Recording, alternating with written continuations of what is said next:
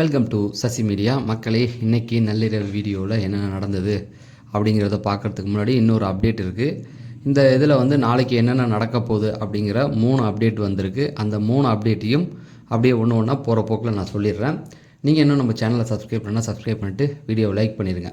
First எடுத்தோடனே நான் ஒரு 11 மணி வாக்கில் தான் போனேன். கொஞ்சம் அப்படியே ஓட விட்டு பார்த்தும்போது இவர் இருக்கார்ல, விக்கல்ஸ் விக்ரம், சுபிக்ஷா, இவங்க 2 பேருமே உட்காந்து பேசிக்கிட்டு இருந்தாங்க. ஸோ விக்கல்ஸ் விக்ரமை பொறுத்த வரைக்கும் என்ன அப்படின்னா, இன்றைக்கி வந்து எபிசோடில் காமிச்சிருப்பாங்க யார் பெஸ்ட்டு காமெடியன் அப்படிங்கிற மாதிரி போட்டிருப்பாங்க இல்லையா. அது கொஞ்சம் அவருக்கு பர்சனலாக ஏதோ ஒரு விஷயத்தில் டிஸ்டர்ப் பண்ணியிருக்கு. ஏன்னா வீட்டுக்குள்ளே வரும்பொழுது அவர் தன்னை ஒரு காமெடியன் சொல்லி தான் வந்திருக்கார். விக்கல்ஸ் அப்படிங்கிறதே காமெடியை வச்சு வந்தது தான். ஸோ நம்மளால் அந்த காமெடியன் இதை எடுக்க முடியலையே அப்படிங்கிற மாதிரி ஒரு இதை பேசிக்கிட்டு இருந்தாங்க.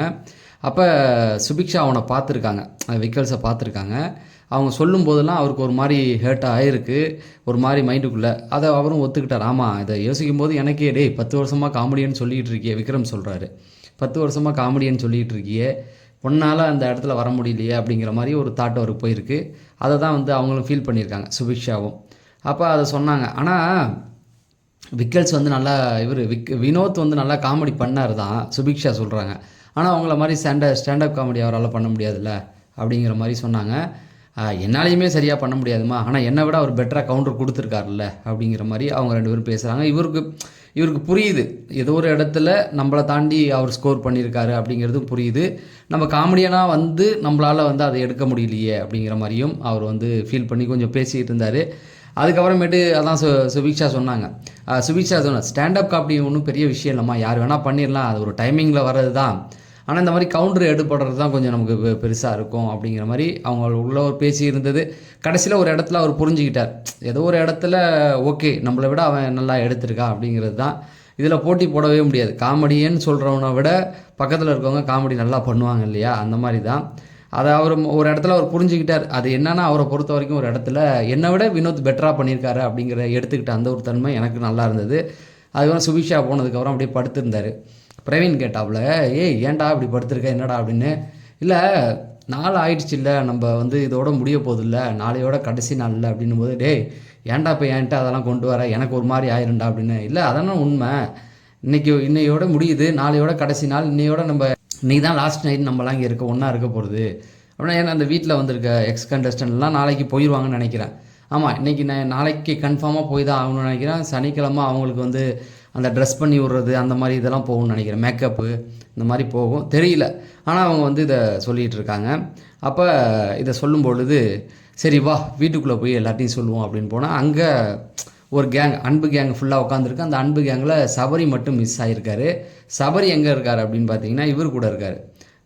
கானா வினோத், அமித், பிரவீன் காந்தி, சபரி, இவங்க 3 பேரும் வெளியில் கட்டில் போட்டு உட்காந்து பேசிகிட்டு இருக்காங்க. இங்கே மற்றவங்க எல்லாருமே உட்காந்துருந்தாங்க. அப்போ போயிட்டு வந்து, கைஸ் வந்து இன்னும் ஒரு நாள் தான் இருக்குது, நாளையோட லாஸ்ட் நைட்டு, இன்னையோட லாஸ்ட் நைட்டு, நாளைக்கெல்லாம் நீங்கள் போகிற மாதிரி இருக்கும் அப்படிங்கிற மாதிரி சொன்னோன்னே அவங்களும் ஆமாம் போகிற மாதிரி இருக்கும் அப்படின்னு சொல்லி அங்கே ஒரு லென்த்தாக ஒரு கான்வர்சேஷன் போச்சு. அது என்ன பேசுனாங்க அப்படின்னா, அவங்க எல்லாருக்குமே வந்து இது ஒரு காலேஜ் லைஃப் மாதிரி எஃப்ஜே வந்து சொல்கிறாப்புல. இதே போல் நான் வெளியில் போனதுக்கப்புறம் எது கனவு அப்படின்னு என்னால் கண்டுபிடிக்க முடியல, வீட்டுக்குள்ளே இருந்ததா அங்கே இருக்கிறதா அப்படின்னு. அங்கே போனால் இந்த ஒரு நினைவுகள் இருக்குது, இங்கே வந்தோன்னா அந்த ஒரு இது இருக்குது அப்படிங்கிற மாதிரி பேசியிருந்தாங்க. அப்போ விக்கல்ஸ் வந்து சொன்னார், எனக்கு வந்து இது ஒரு ஹாஸ்டல் லைஃப் மாதிரி, கிட்டத்தட்ட 3வது ஹாஸ்டல் லைஃப் எனக்கு, பிபிஏ எம்பிஏ அதுக்கப்புறம் இது அப்படிங்கிற மாதிரி. இவங்களும் அதை சொன்னாங்க. ஆமாம், எனக்கும் வந்து ஆதிரை, நான் வந்து சின்ன வயசுலேருந்தே ஹாஸ்டல் தான், ஒரு ஹாஸ்டல் ஃபீல் கிடச்சிது அப்படின்னும் போது அரோராவும் சொன்னாங்க, ஆமாம் எனக்கும் வந்து ஒரு இது தான். ஏன்னா இந்த மாதிரி அவங்கெல்லாம் வந்து உட்காந்து பேசிக்கிட்டு இருந்தாங்க. அந்த நேரத்தில் வந்து திவ்யா நினைக்கிறேன், திவ்யா வந்து ஆதிரை சாப்பிடவான்னு கூப்பிட்டாங்களா. அப்போ பின்னாடி வாட்டர் மிலன் வந்தான். உடனே விக்ரம் கேட்டாப்புல, எதுக்கு இப்போ நீ இங்கே வந்த அப்படின்னா, உன்னை பார்க்க தான்டா வந்தேன் அப்படின்னா. என்ன பார்க்க வந்தியா? ஆக்சுவலாக அவர் திவ்யா பின்னாடி தான் வந்தார். எனக்கு ஒரே ஒரு டவுட்டு தான் வாட்டர் மிலன் மேலே. முந்தின நாள் உட்காந்து தான் திவ்யாவை அவ்வளோ கேவலமாக பேசிட்டாப்புல, எவ்வளோ பேசக்கூடாதோ அவ்வளோ பேசிட்டாப்புல. வெளியில் வந்து திவ்யா பார்த்தா சத்தியமாக மனசு உடஞ்சிரும். பேசலாம், ஒரு லிமிட் இருக்குது, குலைக்குது அப்படின்னா நாயின்னு தானே அர்த்தம். இந்த மாதிரி நிறைய வார்த்தையை விட்டுருக்காரு, பிஆர் வச்சுட்டு வந்திருக்குன்ற மாதிரிலாம் நிறையா பேசிட்டு திரும்ப எப்படி போய் அவங்ககிட்ட அவரால் பேச முடியுது அப்படிங்கிறது தெரியல, அவங்கள்ட்ட பின்னாடி வலிய முடியுதுன்னு தெரியல. அதுதான் அவர்கிட்ட உள்ள மைனஸாக பார்க்குறேன். சரி, அதை வந்து சொன்னோன்னே திவ்யா பின்னாடி தான் வந்தாப்புல, ஒழுங்காக போயிரு இல்லைன்னா அசிங்கமாக திட்டிடுவேன் அப்படிங்கிற மாதிரி அவர் சொன்னாரா. அதுக்கப்புறமேட்டுக்கு வந்து அந்த காமெடி உள்ள இன்றைக்கி ஏவி போட்டாங்க இல்லையா. சரி, நாளைக்கு 2 ஏவி இருக்குது. ஒன்று ஃபைட்டு இருக்குது, கன்ஃபார்மாக ஃபைட்டு, அழுகை, இது ரெண்டுமே வந்து நாளைக்கு இருக்குது. இதுதான் வந்து ஃபஸ்ட் அப்டேட்டு. அதான் ஒன்று ஒன்று பார்த்தாச்சு. நேற்று நட்பு, இன்றைக்கி வந்து காமெடி பார்த்துட்டாங்க. நாளைக்கு கண்டிப்பாக ஃபைட் இருக்கும்.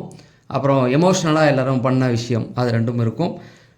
சனிக்கிழமை தான் எபிசோட் கிடையாது, நாளையோட தான் எபிசோட் முடியுது. இல்லை, சனிக்கிழமை வந்து பார்த்திங்கன்னா இதுதான் ஃபினாலே வீக் தானே. அதனால் நாளைக்கு 2 ஏவி, இதுதான் வந்து முதல் அப்டேட். அடுத்த 2 அப்டேட் அப்படியே போகிற போக்கில் சொல்கிறேன். இப்போ இது என்னாச்சு அப்படின்னு பார்த்தீங்கன்னா, வாட்டர் மிலன் வந்து இன்றைக்கி நடந்த அந்த ஃபன் மூமெண்ட்டை பற்றி எல்லாருமே பேசுகிறாங்க. அதுதான் போயிட்டுருக்கு. ஆக்சுவலாக அந்த ஃபன் மூமெண்ட்டில் வந்து அவருக்கு பிடிச்ச விஷயம் என்னென்னா, ஒரு கிரிஞ்சாக இருந்தது அப்படின்னு அவரே ஒத்துக்கிட்டார். அது அரோராக்கிட்ட போய் கை கொடுத்து ஃபஸ்ட்டு பேசினது, அதை ஒரு மறுமையை மூஞ்சை வச்சுக்கிட்டதுலாம் கிரிஞ்சாக இருக்கணும்னு எல்லாருமே கை திட்டாங்க. எப்பா நீ பண்ணது கிரிஞ்சாக இருக்குன்னு ஒன்னாலே சொல்ல முடியுதில்ல அப்படின்னு. அதுக்கப்புறமேட்டுக்கு வந்து எல்லாருமே வந்து வாட்டர் மிலன் மாதிரி நடிச்சு காமிச்சாங்க. துஷார் வந்து வாட்டர் மிலன் வந்து வீக்கெண்டில் இப்படி கையை கட்டி நிற்பார் இல்லையா, அந்த மாதிரி அவன் சரியாக பண்ணணுன்னு இந்த பக்கம் வந்து எஃப்ஜே வந்து பண்ணி காமிச்சான். வீக்கெண்டில் நீ இப்படி தாயா இருப்ப அப்படிங்கிற மாதிரி அதை பண்ணி காமிச்சாவில். ஸோ அதை அப்படியே போணுச்சு. அப்புறம் அரோராவும் இவங்களும் கொஞ்சம் குழஞ்சிக்கிட்டு இருந்தாங்க, துஷாரும். அதில் வெள்ளை வாட்டர் மிலன் ஸ்டார் ராணி அப்படிங்கிற மாதிரி சொல்லி அந்த கான்வர்சேஷன் அங்கே அப்படியே முடிஞ்சது. வெளியில் பார்த்தீங்கன்னா திவ்யா வாட்டர் மிலன் வெளில வந்து உட்காந்துட்டாப்புல கார்டன் ஏரியாவில். திவ்யா வந்து அங்கே உட்காந்துட்டு சாப்பாடு போட்டுக்கிட்டு அவனை வெறுப்பு ஏற்றுவோம், கானாவினத்து வேறு வந்துட்டார், அவனை வெறுப்பு ஏற்றுவோம் பாரு அப்படின்ற மாதிரி இந்த சாப்பாடெல்லாம் எடுத்து வச்சுட்டு இருந்தாங்க. வாட்டர் மிலன் அங்கேருந்து பார்த்துக்கிட்டு இருக்கான். அவனுக்கு என்னன்னா வாட்டர் மிலனுக்கு தன்னை இன்னும் டீனேஜ் வயசு பையனே நினச்சிக்கிட்டு இருக்காங்க.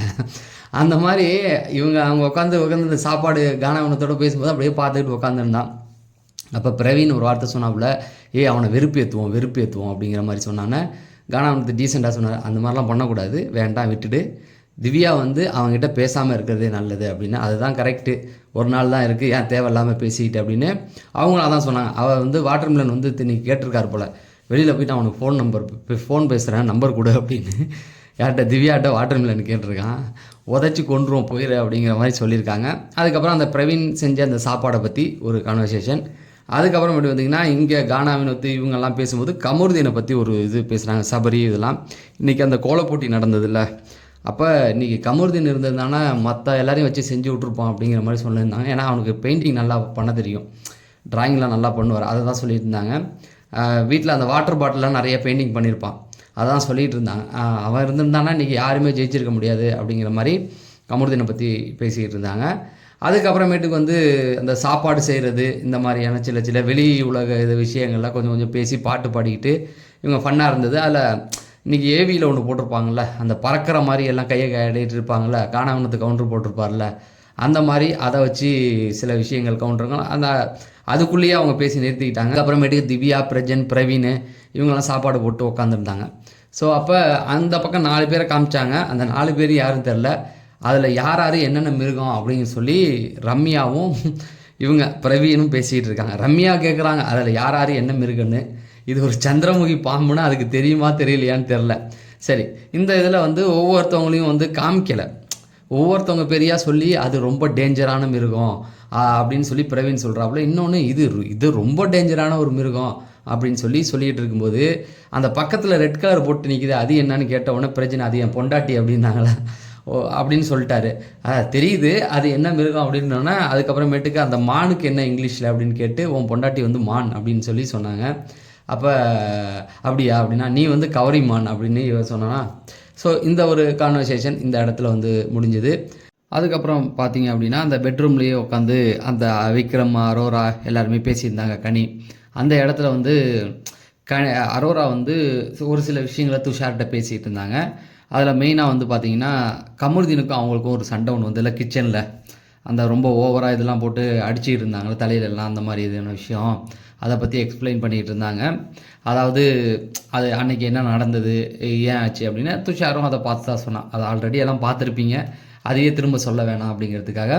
அதுக்கப்புறமேட்டுக்கு இன்னொரு விஷயம் என்ன அப்படின்னு பார்த்தீங்கன்னா, துஷாரை பற்றி பேசியிருப்பார்ல விஜய் சேதுபதி வந்து, அந்த பையனை பற்றி எப்பயே ஏன் பேசிக்கிட்டு இருக்கீங்க அப்படிங்கிற மாதிரி சில விஷயங்கள் அரோராவில் தான் அவங்க போயிட்டாங்கன்னு இவர் கமருதீன் எடுத்து பேசியிருப்பார் இல்லையா, அந்த ஒரு சில விஷயங்களை வந்து அவங்க ஷேர் பண்ணிக்கிட்டு இருந்தாங்க. அந்த நேரத்தில் வந்து விக்ரம் வந்து சாப்பாடு ஊட்டிகிட்டு இருந்தார். அவர் சாப்பிட்டுட்டு சுபிக்ஷு ஊட்டிகிட்டு இருந்தாரா, சாப்பாடு வாங்கிறதுக்காக ஊட்டி விடுறதுக்காக போனாங்க. அவர் ஊட்டி விட்டதுக்கப்புறம் துஷார் நீ சாப்பாடு வாங்க வரலையாடா அப்படின்னாங்க. அதான் விக்ரம் கலாச்சார், உனக்கு கொடுக்குறது எது, நீ அவனை கூப்பிட்டு வருவியா அப்படிங்கிற மாதிரி ஒரு சில விஷயங்கள் போச்சு. அந்த கான்வர்சேஷன் முடியும் போது அங்கே கனி வந்து எழுந்துச்சி சாப்பிட்றதுக்கோ இல்லை வாஷ் பண்ணுறதுக்கோ போகிறாங்க, கிச்சனை க்ளீன் பண்ணுறதுக்கோ. அப்போ அங்கே போகும்போது அரோரா அவங்க கூப்பிட்டாங்க. அரோரா போ அப்படின்னும் போது நான் இப்போ போக மாட்டேன்னு சொன்னேண்ணா அப்படின்னோடனே விக்ரம் கேட்டார், இப்போ எதுக்கு நீ பார்வதி மாதிரி பேசுகிற? நான் போக மாட்டேன்னு நான் சொல்லலையே, போன்னு தானே சொன்னேன் அப்படின்னா, நான் போக மாட்டேன்னு நீ சொல்கிறியா, அது என்ன பார்வதி மாதிரி பேசுகிற அப்படின்றவொடனே, அப்புறம் இப்போ எதுக்கு அவ கூடலாம் என்னை கம்பேர் பண்ணுற நீ அப்படிங்கிற மாதிரி ஒரு மாதிரி மூஞ்சி கோவமாகிடுச்சு. இப்போ ஒன்றும் தப்பாக சொல்லியம்மாண்ணா, நீ உலகத்தில் யார் கூட வேணாலும் பண்ண, அவ கூட மட்டும் என்னை பற்றி இது பண்ணாத அப்படிங்கிற மாதிரி. ஸோ பார்வதி மேலே இவ்வளோ கோவம் இருக்கா இன்னும் அப்படிங்கிற மாதிரி தோணுது. சரி பார்க்கலாம். இந்த ஒரு விஷயத்தை வந்து அவங்க பேசி முடித்தாங்க. அதுக்கப்புறமேட்டுக்கு அங்கே பெட்ரூமில் வந்து திவ்யா வந்து படுத்துட்டாங்க. இதெல்லாம் கொஞ்சம் முன்னாடி பின்னாடி நடந்ததாக இருக்கும், ஆனால் சொல்லிடுறேன். அப்போ கலையும் இவர் வாட்டர்மெலனும் படுத்துருந்தாங்க. திவ்யா வந்துட்டாங்க போல். வந்தவுடனே கலை கேட்டாப்புல, என்ன திவ்யா ட்ரீட் உண்டா அப்படின்னு. எதுக்கு அப்படின்னா, இல்லை டைட்டில் வின் பண்ணிட்டா ட்ரீட் தருவீங்களா அப்படின்னு. தந்துட்டா போச்சு அப்படிங்கிற மாதிரி சொன்னாங்க. வாட்டர்மெலன் அங்கே படுத்துக்கிட்டு, என்ன எனக்கெலாம் ட்ரீட் உண்டா அப்படின்ற மாதிரி, என்ன கலை எனக்கெலாம் ட்ரீட் உண்டா அப்படிங்கிற மாதிரி கேட்டார். அப்படியே பார்த்துக்கிட்டு இருந்தாங்க. அதுக்கப்புறமேட்டுக்கு, என்ன கலை ஃபோன் நம்பர்லாம் ஏதாவது கிடைக்குமா அப்படிங்கிற மாதிரி திரும்ப திரும்ப கேட்டுக்கிட்டே இருந்தாப்புல. இவங்க சமத்தியாக உதவாங்க போகிறான்னு மட்டும் நல்லாவே தெரியுது. அப்போ அவங்க எதுவுமே பதில் பேசலை. அவங்க தெளிவாக இருக்காங்கன்றது நல்லாவே தெரியுது. ஏன்னா இதுக்கப்புறம் ஒரு நாள் தான் இருக்குது. இந்த வாரத்திலே 2 நாள் ஃபைட் ஆகிடுச்சு அவங்க 2 பேருக்குமே. அதனால் இதுக்கப்புறம் பேசி அவனை கடைசி நாள் ஒரு சண்டை போட வேணான்றதுக்காக அவங்க எந்த பதிலுமே கொடுக்கல. ட்ரீட் எல்லாருக்கும் தானே அப்படிங்கிற மாதிரி கேட்டுகிட்டு இருந்தாப்புல. சரி, அது முடிஞ்சதுக்கப்புறம் அதுக்கு முன்னாடியே ஒரு விஷயம் நடந்தது. வியானாவும் வாட்டர்மெலனும் சாப்பிட்டுட்டு இருந்தாங்க. அப்போ வியானா சொன்னாங்க, அண்ணா உங்களை இது பண்ணாலும் எல்லோரும் உங்களை ரசிக்கிறாங்கல்ல அப்படிங்கிற மாதிரி பேசிகிட்டு இருந்தாங்க. என்னம்மா சொல்கிற அப்படின்னா, இல்லை உன்னை வந்து திட்டிகிட்டே இருந்தாலும் பார்க்குறாங்கல்ல, உன்னை வெறுத்தாலும் ரீல்ஸை வந்து வெறுப்பாக பார்த்தாலும் எப்படியோ பார்க்குறாங்களோன்னா, ரீல்ஸ்லாம் வெறுப்பாலாம் யாரும் பார்க்க மாட்டாங்கம்மா அப்படிங்கிற மாதிரி. இல்லை நான் சொல்கிறேன், ஏதோ ஒன்று நீ வந்து கோவமாக இது பண்ணாலும் எதாக இருந்தாலும் உன் மேலே கோவமாக இருந்தாலும் ஒன்று நீ ஒரு ரீல்ஸில் வரனா ஒருத்தவங்க பார்க்குறாங்களோ ஒரு 2 நிமிஷம் அப்படின்னும்போது அந்த பக்கம் திவ்யா வந்துட்டாங்க. அப்படியே திவ்யாவே பார்த்துக்கிட்டு இருந்தான். வியானா பாட்டுக்கு பேசிக்கிட்டே இருந்தாங்க. என்ன சம்மந்தமே இல்லாமல் அங்கே பார்க்குறான்னு பார்த்தா இருக்காங்க. அப்புறம் என்ன வியானா நல்லா இருக்கியா, கண்டுக்கவே மாட்டேற அப்படிங்கிற மாதிரி சொன்னாங்க. அப்போ வியானா சொன்னா, உன்னெல்லாம் திருத்தவே முடியாது, விட்டுடு அப்படிங்கிற மாதிரி இது பண்ணாங்க. அதுக்கப்புறமேட்டுக்கு தான் வந்து கிச்சனில் வந்து கானா வினோத் என்ன பண்ணாருன்னா, மக்களே இப்போ ஒரு அப்டேட் ஒன்று தரேன். கானா வினோத்னோடனே எனக்கு என்னென்னா, கானா வித் இவர் வினோத் கமருதீன் இவங்களுடைய ஃப்ரெண்ட்ஷிப் வந்து ஒரு ஹைலைட்டாக இந்த சீசனில் பேசப்படுது இல்லை. அதே போல் நாளைக்கு 2 பேர் உள்ளே வராங்க. அதுதான் அப்டேட். என்னென்னா, சாண்டி கவின் அவங்க 2 பேரையும் ரசிக்காதவங்க யாருமே இருந்திருக்க மாட்டாங்க. 3வது சீசனில் அதுதான் ரொம்ப ஹைலைட்டாக பேசப்பட்டுச்சு. அவங்க 2 பேரும் நீங்கள் இப்போ பார்க்கும்பொழுது வீட்டுக்குள்ளே நுழைஞ்சிருப்பாங்க. மேபி ஃபஸ்ட் ப்ரோமோவில் அவங்கள காமிக்கிறதுக்கு வாய்ப்புகள் இருக்குது. ஸோ நான்லாம் அவங்கள ரொம்ப ரசித்து பார்த்தேன். 2 பேரும் இப்போ எங்கேயோ போயிட்டாங்க இண்டஸ்ட்ரிக்குள்ளே. இப்போ சாண்டி வந்து ஹீரோவாகவும் பண்ணுறாரு, வில்லனாகவும் பண்ணுறாரு, டான்ஸுமா இது எல்லாத்தையும் பண்ணுறாரு. இவர் கவின் வந்து ஹீரோவாக அவருடைய இதில் கொஞ்சம் அப்படியே மேலே வந்துகிட்டு இருக்காப்புல. 2 பேரும் நாளைக்கு ஒரு நாள் அங்கே வீட்டில் இருக்க போகிறதா ஒரு அப்டேட் வந்திருக்கு. இதுதான் 2வது அப்டேட். இன்னும் ஒரு 2 அப்டேட் இருக்குது, அது போக போக சொல்கிறேன். சரி, இது பேசி முடித்ததுக்கு அப்புறமேட்டுக்கு வந்து கார்டன் ஏரியா கிச்சன் ஏரியாவை எல்லாம் க்ளீன் பண்ணலாம் அப்படின்ற மாதிரி வந்தாங்க. அப்போ இவன் துஷார் வந்து உள்ளன்னா, அது ஏதோ ஜாங்கிரியா ஏதோ ஒன்று இருந்தது, அது யாருதுன்னு சொல்லி அரோரா கேட்டுட்டு இருந்தாங்க. கேட்டு முடிச்சோன்னா துஷார் உள்ளன்னா, டேய் துஷார் வெட்டி போயில ஏன்டா சும்மா நிற்கிற அப்படிங்கிற மாதிரி பேசிட்டு க்ளீன் பண்ணலாம் அப்படின்னு சொல்லி எல்லாமே க்ளீன் பண்ண ஆரம்பித்தாங்க. கனியும் க்ளீன் பண்ண ஆரம்பித்தாங்க. இந்த பக்கம் வந்து கானம் இருந்து டக்குன்னு உள்ளே வந்துட்டாப்புல. உள்ளே வந்துட்டு, மச்சான் எல்லாம் வாங்கடா ஒரு 2 பாத்திரம் போட்டு கழுவி எல்லாத்தையும் எடுத்து வச்சிடலாம்டா அப்படின்னும் போது எல்லாருமே வாங்கினோன்னா, மச்சான் சபரி வாடா அப்படின்னு அமித் வந்து சொன்னான். அவன் வரமாட்டாங்க, எது கேட்டாலும் மாத்திரை போட்டோம்மா ஏதோ வயசானவன் மாதிரி பேசிட்டு தெரியுறான், எது சொன்னாலும் மாத்திரை போட்டோம்னா என்ன தான் அர்த்தம் அப்படின்னும் போது நைட் ஆனால் அவர் ஸ்லீப்பிங் வலிக்கு பெயின் கில்லர் ஏதோ எடுத்துக்கிறாரு போல். தினைக்குமே நள்ளிரவு பார்க்குறவங்களுக்கு தெரியும், நைட் ஆனால் மாத்திரை போட்டுருவார். அதுதான் வந்து சொல்லிட்டு இருந்தோன்னே, அதனால் நீ மூடிட்டு போடா, நான் தான் வந்துட்டேன்டா அப்படின்னு சொல்லி அங்கே வந்து கழுவும் போது என்னாச்சு அப்படின்னா, கனி இருக்காங்கல்ல அவங்க கையை கிழிச்சிருச்சு. அது கத்தின்னு நினைக்கிறேன். அந்த கத்தி வந்து கையை கிழிச்சோன்னே அது ரத்தம் வரல. அதான் சுபிஷன் கேட்குறேன், என்னங்க இவ்வளோ ஆழமாக கிழிச்சிருக்கு, ரத்தம் வரவே இல்லை அப்படின்னா, அதை என்னன்னே தெரியலையே, எனக்கே குழப்பமாக இருக்குது அப்படின்னு சொல்லி அப்புறம் காணாமலாம் வந்து எடுத்து நீங்கள் கழுவணா போங்க அப்படின்னு சொல்லி அனுப்பி விட்டாங்க. அந்த ஒரு இது டாக்டர் கூப்பிடலாம், வேணாம் பார்த்துக்கலாம் அப்படின்னு சொல்லிட்டு அப்புறம் அவங்க இருக்கிறவங்களே மேனேஜ் பண்ண ஆரம்பிச்சிட்டாங்க. அது ஒன்று. அப்புறம் சாப்பிடும்போது விக்கல்ஸ் வந்து யாரோ சொல்லியிருக்காங்க போல், கோடீஸ்வரனா ஏதோ சம்திங் ஏதோ சொல்லியிருக்காங்க போல். விக்கல் சொன்னா போல், டேய் நீங்களாம் என் வீட்டை வந்து பார்த்தீங்கன்னா நம்பவே மாட்டீங்கடா, வந்து பார்த்துட்டு என்னடா வீடு இவ்வளோ சின்னதாக இருக்குமீங்க அப்படி இருக்கும்டா அப்படின்ற மாதிரி அவனாவே நினச்சிக்கிறாங்க நம்மள அப்படின்னு சொல்லிட்டு இருந்தாங்க. ஸோ இவ்வளோ தான் வந்து இந்த செக்ஷனில் போயிட்டு இருந்தது. ஸோ இதில் என்ன பிரச்சனை அப்படின்னா, இன்னும் நிறைய விஷயங்கள் கான்வர்சேஷன் போகுது, ஓவர்லேப் ஆகுது. எல்லாம் வீட்டுக்குள்ளே எல்லாருமே இருக்காங்கல்ல, எல்லாம் ஒரே இடத்துல வதன்னு வந்தால் கிச்சனில் பெட்ரூமில் பார்த்தா எல்லாருமே பெட்ரூமில் இருக்காங்க. இந்த பக்கம் பார்த்தீங்கன்னா எல்லா இடத்துலையுமே ஒரு 6 பேர் 7 பேர் இருக்கிறதுனால ஓவர்லேப் தான் தொடர்ந்து ஆகிட்டுருக்கு. அடுத்து என்னாச்சு அப்படின்னு பார்த்தீங்கன்னா, கனிக்கு அடிபட்ட உடனே அங்கேருந்து சபரி வந்தாப்புல. வந்துட்டு கைக்கு வந்து ஸ்ப்ரே அடிச்சு விட்டு உட்காந்து பேசிகிட்டு இருந்தாங்க. அப்போ கிச்சனில் வந்து சுபிக்ஷா விளக்கிட்டு இருந்தாங்க. கலங்காதை கனி, அது அவங்களுக்குள்ள ஒரு ஒன்லைன் இது போகும். கலங்காதை கனி, அப்படி எப்படி அந்த கனியை வச்சு அந்த காவலை ஆரம்பிக்கல ரைமிங் வேர்டெலாம் வந்து சொல்லிகிட்டு இருப்பாங்க. அப்போ அவங்களுக்கு கை எரிஞ்சுதுடா அப்படின்னோன்னா, ஒன்றும் இல்லை ரத்தம் வந்து நின்றுரும், அப்போ ஸ்ப்ரே தான் அடிச்சு விட்ருக்கேன் அப்படின்னாப்புல. அதுக்கப்புறம் உட்காந்து பேசும்போது அங்கே சுபிக்ஷா வந்து இவர்கிட்ட சபரிட்ட வம்பாழ்த்துட்டு இருந்தாங்க. சப்ப சபரி அப்படிங்கிற மாதிரி போட்டாங்க. ஓ அப்படியா அப்படின்ட்டு இவர் பதிலுக்கு வந்து சூனியக்கார சுபி அப்படிங்கிற மாதிரி அவங்க 2 பேரும் இந்த மாதிரி இந்த ஒன் வயர்டை வச்சு அந்த பேர் இருக்கு இல்லையா, சா சா அதை சூ சூ இப்படி அந்த பேருக்கு ஏற்ற மாதிரி கனிக்கு காலை வரும்போது கா அப்படின்னு சொல்லி அந்த மாதிரியான விஷயங்கள்லாம் பண்ணிகிட்டு இருப்பாங்க. வந்து கனி ஏதோ சொல்லி கொடுத்துட்டாங்க அப்படின்ற மாதிரி சுபிக்ஷா சொன்னாங்க. அப்படிலாம் நான் சொல்லி கொடுக்கல, நீ எனக்கு சப்போர்ட் பண்ணுற ஆள் தானே அப்படிங்கிற மாதிரி சொல்லிட்டு விட்டாங்க. அதுக்கப்புறமேட்டுக்கு வெளியில் பார்த்தீங்கன்னா அரோரா என்ன பண்ணாங்க, சைக்கிளில் துஷார் ஓட்ட அரோரா வந்து பின்னாடி உட்காந்துருந்தாங்க. அரோராவுடைய அந்த கேமையே இவனு டீமில் காப்பாற்றி வச்சாங்க. துஷாரை மட்டும் இன்னும் கொஞ்சம் நாள் வச்சுருந்தாங்கன்னா, முதல்ல அனுப்புனாங்கல்ல, அப்பயே இன்னும் கொஞ்சம் நாள் துஷார் வீட்டுக்குள்ளே இருந்தால் அரோராவோட கேமே முடிஞ்சிருக்கும். இப்போ கூட போன வாரம் அவங்கள அனுப்பாமல் இருந்ததுக்கு காரணமே அதுதான். ஏன்னா அவன் கூடயே போய் அவங்க ஜெல்லாகி கேமை விட்டுடுவாங்கன்னு தான் கடைசியாக அனுப்புனாங்க. ஸோ அப்படியே 2 பேரும் சைக்கிளில் வந்து ரவுண்டிங்கில் போயிட்டு இருந்தாங்களா. அப்படி போயிட்டு இருக்கும்போது அந்த பக்கம் இவர் இருக்கார்ல அமித் வந்து அப்படியே பார்த்துக்கிட்டு இருந்தார். ஸோ அவர் எது ஞாபகம் வச்சுருப்பார், நீங்கள் உங்களுக்கு கரெக்டாக மைண்டில் இருந்தால் சொல்லுங்கள், நான் இப்போ சொல்லிடுறேன். அவர் வந்து கரெக்டாக அந்த வார்டன் வசந்தி அந்த கேரக்டர் வந்து ஞாபகம் வரும். ஏன்னா அவங்க 2 பேரும் சைக்கிள் எடுத்து அதில் சுற்றிட்டு வந்திருப்பாங்க. அதை தான் அவர் சுற்றி முற்றி பார்த்துக்கிட்டு இருந்தார். அவங்க 2 பேரும் ஜாலியாக வந்து சைக்கிளில் சுற்றிக்கிட்டு இருந்தாங்க. சரி, இது முடிஞ்சதுக்கப்புறமேட்டு பார்த்திங்கன்னா அதே இடத்துல வந்து நம்ம சாண்ட்ரா விளையாண்டுட்டு இருக்காங்க. அதை பார்த்தும்போது எனக்கே என்ன நம்ம சாண்ட்ரா விளையாடுறாங்களா அப்படின்ட்டு. அங்கே பார்த்தாங்கன்னா ஓடி பிடிச்சி விளையாண்டுட்டு இருக்காங்க. யார் கூட அப்படின்னு பார்த்தா பிரவீன் இருக்கான் இல்லையா, பிறகு இவனுக்கு என்ன கேட்டகரியில் சேர்க்குறதுனே தெரியல. அன்றைக்கி தான் அந்த திவ்யாகிட்ட உட்காந்துக்கிட்டு அவங்க ரொம்ப நடிக்கிறாங்க. நான் போய் பார்த்ததுல எனக்கு இந்த வீட்டுக்குள்ளே ஃபேக்காக இருக்கிற மாதிரி இது சாண்ட்ரா தான் அப்படின்ற மாதிரி திவ்யாட்ட சொல்லிகிட்டு இருந்தான். இப்போ உட்காந்து திவ்யா கூட சாண்ட்ரா கூட விளையாண்டுக்கிட்டு இருக்காப்புல, ஓடி பிடிச்சி விளையாண்டுக்கிட்டு இருக்காப்புல. அதாவது அவங்கள பிடிக்க முடியல. பிரவீன் அந்த ஸ்விம்மிங் பூல்கிட்ட சுற்றி வந்துட்டு இருந்தாங்க. பிரஜன் வந்து எட்டி இருந்து வேடிக்கை பார்த்துக்கிட்டு இருந்தார்.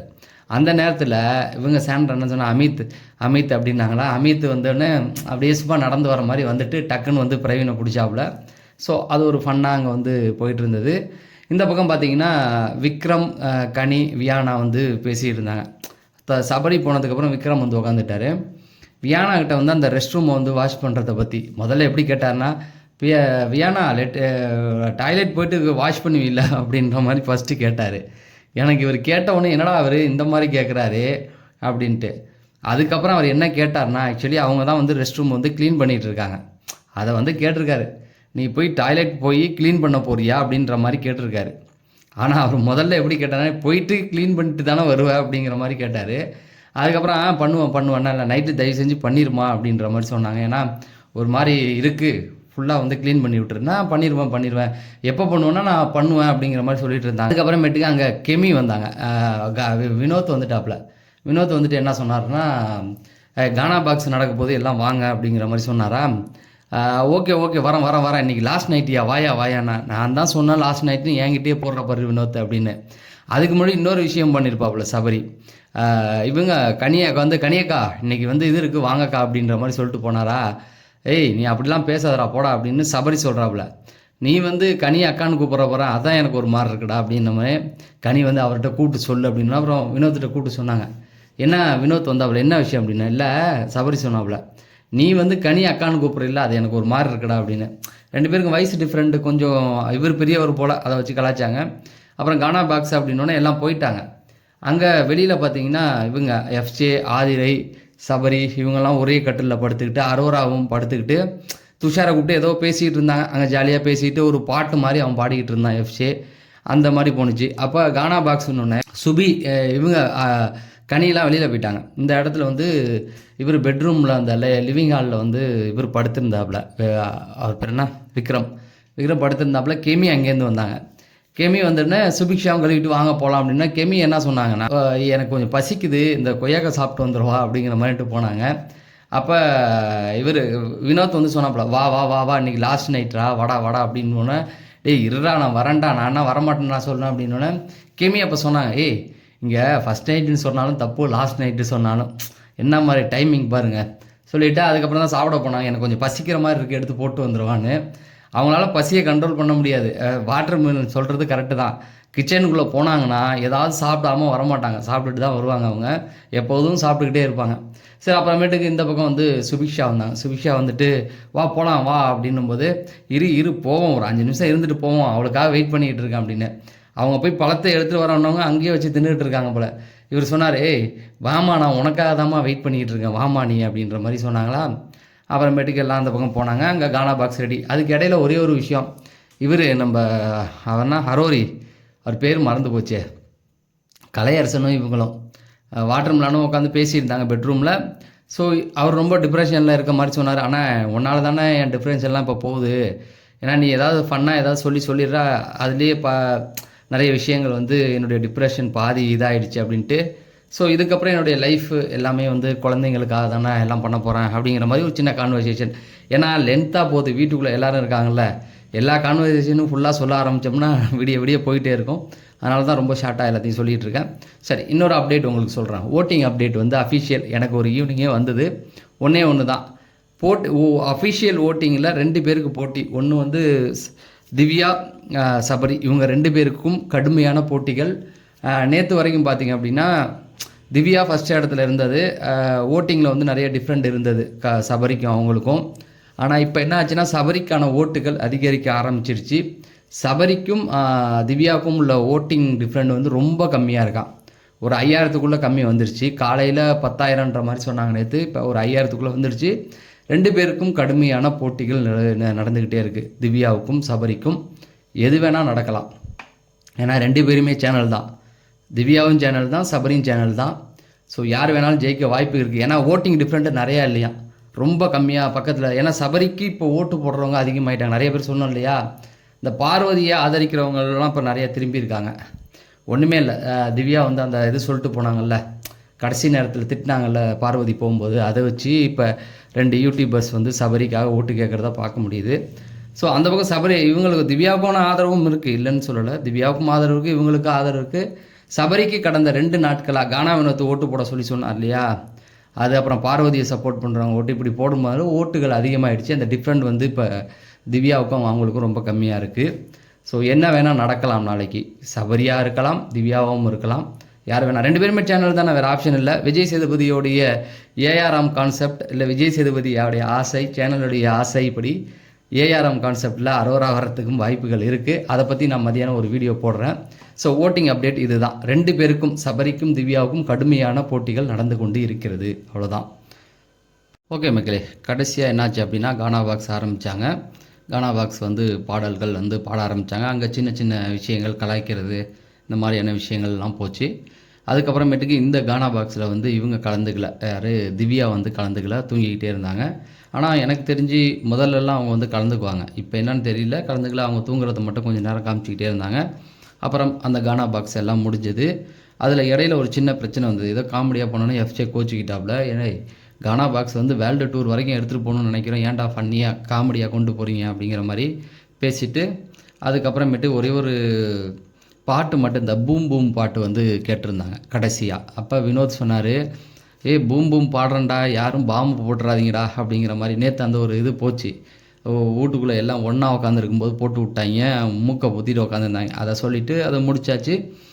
அதுக்கப்புறம் அவங்க போனதுக்கப்புறமேட்டுக்கு எஃப்ஜே, சபரி, இவங்க அந்த அன்பு கேங்கில் உள்ளவங்கெல்லாம் உட்காந்து அங்கே திரும்ப பாட்டு பாடலாம் அப்படிங்கிற மாதிரி பாடிக்கிட்டு இருந்தாங்க. அதில் சுபிக்கு மட்டும் அந்த ஏதோ சொல்லியிருந்தாங்களாம், வெளியில் போய் ஒரு ரேப்பர் வந்து மெசேஜ் பண்ணியிருந்தாங்களாம், அதாவது நீங்கள் வந்து அந்த வாழை பாட்டை வந்து ஃபைனல் ஸ்டேஜில் பாடணும் அப்படிங்கிற மாதிரி. அப்போ எஃப்ஜே கேட்டான், அந்த ரேப்பர் யார் அப்படின்னோடனே சுபி அவர் பேர்லாம் எனக்கு தெரியல அப்படிங்கிற மாதிரி சொல்லிட்டாங்க. சரி ஓகே, ஃபைனலில் பாட போறியா நீ ஸ்டேஜில்னா, இல்லை யாரும் சொல்லலை, யாராவது கேட்டாங்களா அப்படின்னா, இல்லை யாரும் கேட்கலன்னா, சார் நான் யாரும் கேட்க மாட்டாங்க கவலைப்படாத அப்படின்னு எஃப்ஜே வந்து ஒரு பஞ்சை போட்டு விட்டாப்புல. அப்புறமேட்டு சிரிச்சுட்டு அந்த பாட்டை வந்து பாடினாங்க இவங்களுக்காக. அப்புறம் ஓசோனா பாட்டு பாட சொல்லி இவங்க கெமி கேட்டவுடனே இந்த பக்கம் வந்து அந்த பாட்டையும் பாடினாங்க. அதுக்கப்புறமேட்டுக்கு கடைசியாக வந்து இவங்க வந்து நெஞ்சுக்குள்ளே இன்னாருன்னு அந்த பாட்டு வந்து அது 2 நாளாகவே கேட்டுக்கிட்டு இருக்கு வியானா. அந்த பாட்டை போட்டாங்க. எஃப்ஜேவும் அவங்களும் பேசிக்கிறதே இல்லை, பார்த்துக்கிறாங்க ஆனால் பேசிக்கிறது இல்லை. அந்த பாட்டு மட்டும் நெஞ்சுக்குள்ளே இன்னாருன்னு அந்த பாட்டை மட்டும் அப்படியே பாடி முடிச்சுட்டு அது போயிட்டு தான் இருக்குது மக்களே. இவ்வளோ தான் போணுச்சு. கடைசி அப்டேட் இது தான். வீடியோ முடிக்க போகிறேன். கடைசியாக இன்றைக்கி வீட்டுக்குள்ளே ஒரு பெரிய ஃபைட் ஒன்று போயிருக்கு கானா வினோத்துக்கும் இவருக்கும் வாட்டர் மிலானுக்கும். இது ஒரு அப்டேட்டாக நீங்கள் கேட்குறது புரியுது, ஏன்னா தினைக்கும் 2 பேரும் அடிச்சுக்கிட்டு தான் இருக்காங்க. ஆனால் இன்றைக்கி வந்து ஒரு பெரிய ஃபைட் வந்து அவங்களுக்குள்ளே போனது. இதுதான் மொத்தம் 4 அப்டேட் உங்களுக்கு நான் கொடுத்துருக்கேன் இந்த வீடியோக்குள்ளே.